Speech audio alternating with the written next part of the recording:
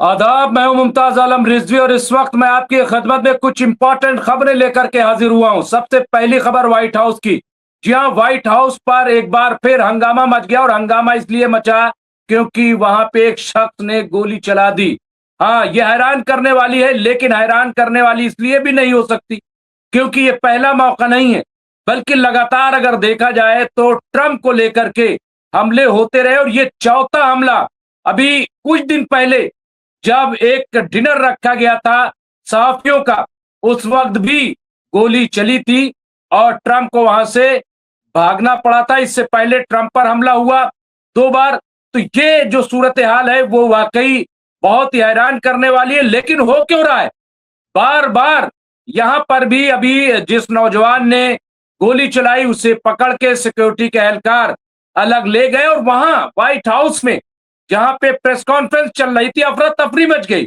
जो वहां पे जर्नलिस्ट थे, जो सहाफी थे, उनमें भगदड़ मच गई और वो वहां से भागने पर मजबूर हो गए। तो ये एक तरीके का हंगामा था। अब वो नौजवान कौन है, क्यों हमला किया, इसके पीछे कौन है, ये तमाम चीजें ऐसी हैं जो जांच से ही सामने आएंगी। लेकिन वाकई आखिर अमेरिका के अंदर और खास तौर से डोनाल्ड ट्रंप के हवाले से ये हमले क्यों हो रहे हैं, ये बड़ा अहम सवाल है। इससे पहले भी अमेरिका में प्रेसिडेंट होते रहे, इससे पहले भी अमेरिका इस तरह की कार्रवाइयां करता रहा है दुनिया भर में। लेकिन आखिर डोनाल्ड ट्रंप में ऐसा क्या है, वो कौन लोग हैं जो डोनाल्ड ट्रंप पे इस तरह से अटैक कर रहे हैं या उनको टेरराइज कर रहे हैं? क्या यह एप्स्टीन फाइल का मामला है? क्या नाराजगी है? क्योंकि ऐसा भी अभी पिछले दिनों बात आई थी कि दरअसल वो नौजवान एप्स्टीन फाइल को लेकर के नाराज है कि इन लोगों ने पूरे अमेरिका को पूरी दुनिया में बदनाम किया है। एप्स्टीन फाइल क्योंकि बहुत ही खतरनाक मामला है। छोटी छोटी बच्चियों के साथ जिस तरह से उनके साथ रेप किया गया, उनको खरीदा और बेचा गया। और यही नहीं, बल्कि मैं तो जिक्र भी नहीं कर सकता, भले ही ईरान और अमेरिका जंग में कूद पड़े हों और इसकी वजह से सारा मीडिया जंग को दिखा रहा हो, लेकिन दाखिली जंग, अंदरूनी जंग एप्स्टीन फाइल की चल रही है। वरना ये क्या वजह है कि बार बार इस तरह से निशाना बनाया जा रहा है?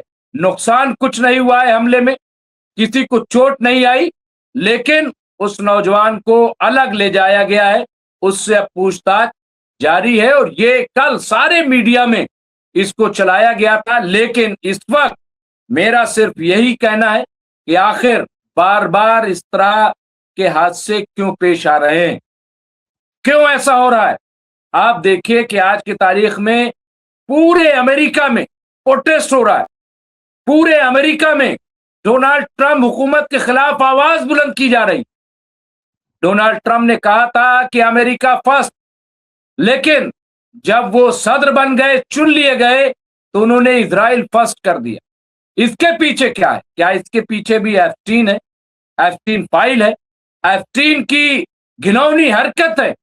आखिर क्यों डोनाल्ड ट्रंप इजराइल के शिकंजे में, बेंजामिन नेतन्याहू के शिकंजे में क्यों हैं? ये बड़ा सवाल है और यही सवाल शायद तलाश कर रही हैं ये गोलियां। वरना ऐसी क्या मजबूरी है, ऐसा क्या हो गया कि बार बार वहां पे गोली चलाई जा रही है? ये अब फिर सिक्योरिटी कहां है? कैसे वहां कोई पहुंच जा रहा है? कैसे कोई गोली चला दे रहा है? तो ये बहुत ही तशवीशनाक भी है और गौरतलब है। दूसरी बहुत इंपॉर्टेंट खबर जो अमेरिका और ईरान के ताल्लुक, क्योंकि अब अमेरिका के जो वाइस प्रेसिडेंट हैं जेडी वेंस, उन्होंने स्टेट ऑफ हॉर्मुज को लेकर के हमला किया ईरान पे।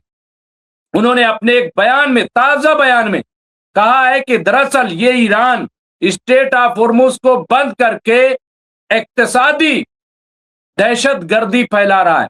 इक्तिसादी यानी आर्थिक आतंकवाद को हवा दे रहा है, ये जेडी वेंस का कहना है। ये जेडी वेंस ने ईरान पर एक बड़ा इल्जाम आयद किया है। उसकी वजह यह है कि स्टेट ऑफ हॉर्मुज बंद करने की वजह से खुद अमेरिका के अंदर महंगाई बढ़ गई है, तेल कीमत बढ़ गई है और किसानों को खाद नहीं मिल रही है। अलग अलग हवालों से वहां रोज रिपोर्टें सामने आ रही हैं। बेरोजगारी भी अमेरिका के अंदर तेजी से पैर फैला रही है। तो इस वजह से जेडी वेंस को अब लगता है कि ये जो स्ट्रेट ऑफ हॉर्मुज बंद किया गया, इसकी वजह से अमेरिका पूरी दुनिया में त्राईमाम है। अब कह रहे हैं कि ये जो ईरान कर रहा है ये दरअसल आर्थिक आतंकवाद है। तो ये तो जेडी वेंस का कहना है, जेडी वेंस ने ये इल्जाम आयद किया है। अब ईरान का क्या कहना है? ईरान ने इस पे पलटवार किया है। ईरान ने कहा कि अच्छा, मैंने तो अभी 1-2 महीने के लिए ही स्ट्रेट ऑफ हॉर्मुज बंद किया, इस पे पाबंदी लगाई है, वो भी शर्तों के साथ है। जो हमारी शर्त मान ले वो यहां से अपने टैंकर्स ले जा सकता है। लेकिन अमेरिका और ये जो वेस्टर्न वर्ल्ड, यूरोपीय ममालिक, इन्होंने जो ईरान पे पिछले 47 साल से हम पे पाबंदी आयद किए हुए हैं, ये क्या था? क्या ये इक्तिसादी आतंकवाद नहीं था? क्या ये आर्थिक आतंकवाद नहीं था? क्या इस पे जेडी वेंस बोलेंगे? क्या इस पे जेडी वेंस जवाब देंगे? तो ये ईरान ने भी एक तरीके से पलटवार किया है और अब अमेरिका के वाइस प्रेसिडेंट से सवाल किया है। कहा कि अगर, जाहिर सी बात है कि ईरान में पाबंदी की वजह से आप देखिए कि वहां की इकोनॉमी जो है वो चौपट हो गई, बावजूद इसके कि ईरान मजबूती से खड़ा है। लेकिन सच्चाई है कि आज वहां पे जो रुपए की कीमत है, वहां के ईरानी रुपए की, वो गिरती जा रही, रुपया कमजोर हो रहा है वहां। तो इसके अलावा हर चीज वहां पे महंगी हो रही। अभी ये जो नाकाबंदी की है अमेरिका ने स्ट्रेट ऑफ हॉर्मुज के गिर्द, इसकी वजह से तकरीबन 50,000 करोड़ का नुकसान ईरान का हुआ है। ईरान में भी आप देखिए कि महंगाई के खिलाफ, इक्तिसादी सूरत हाल के खिलाफ प्रोटेस्ट हो रहा था। ऐसा नहीं है कि वहां डेमोक्रेसी नहीं, वहां प्रोटेस्ट नहीं होता है, लेकिन एक प्रोटेस्ट वो कि जो तख्ता पलट वाला, एक प्रोटेस्ट वो जो अपने हुकूक मांगने वाला। तो इसमें फर्क करना पड़ेगा। तो बहरहाल, तो ईरान ने यही जवाब दिया कि आप क्या कर रहे थे, आपने ऐसा क्यों किया।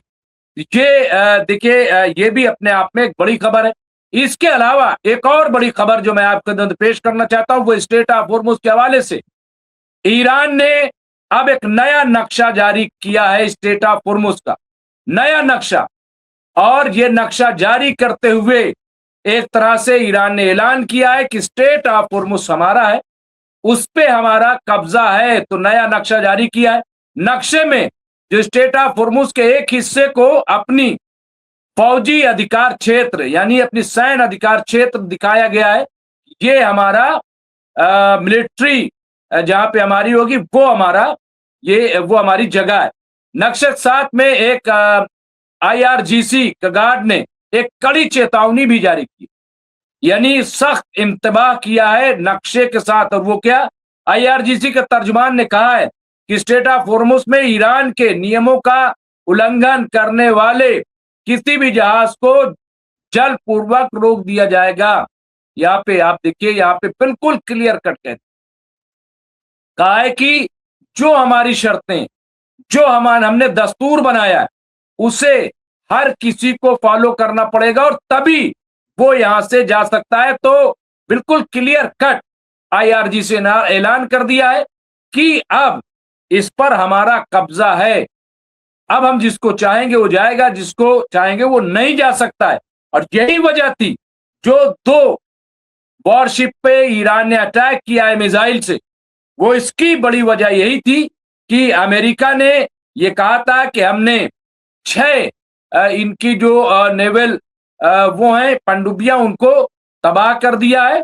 और अब हमने रास्ता बना दिया है स्ट्रेट ऑफ हॉर्मुज से जहाजों के जाने का। लेकिन ये गलत साबित हुआ क्योंकि ईरान ने हमला करके ये नक्शा जारी करके कह दिया है कि उस पे हमारा ही कब्जा है और हमारी मर्जी के बगैर कोई यहां से नहीं आ सकता।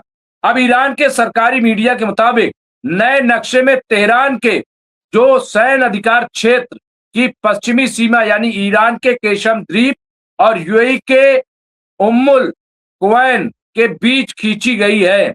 यहाँ पे पूर्व की ओर ये सीमा ईरान के माउंट मुबारक और यूएई के फुजैरा को जोड़ने वाली रेखा तक फैली हुई है। तो ये आप देखिए और देखिए, अब इसको आप समझिए, ये नक्शा जारी किया। अब बार बार ये सवाल होता है कि साहब यूएई पे अटैक क्यों कर रहा है ईरान, वहां पे हमले क्यों कर रहा है? तो उसकी वजह ये भी है, क्योंकि यूएई पे इसलिए भी कर रहा है क्योंकि अगर अमेरिका ग्राउंड बैटल शुरू करने की कोशिश करेगा तो उसका आगाज जो है यूएई से ही होगा, वहीं से वो निकल के आएंगे। तो जब इनको ये खबर मिल रही होगी, और जाहिर सी बात है चीन और रूस सारी इंफॉर्मेशन ईरान को यकीनी तौर पर दे रहे होंगे, तो इसलिए ईरान वहां पे कार्रवाई कर रहा है। ये इस वक्त की 3 बड़ी इंपॉर्टेंट खबरें थी जो हमने आप खिदमत में पेश की है। इस तरह की खबरों के लिए देखते रहे एमएमसी न्यूज इंडिया। बहुत बहुत शुक्रिया।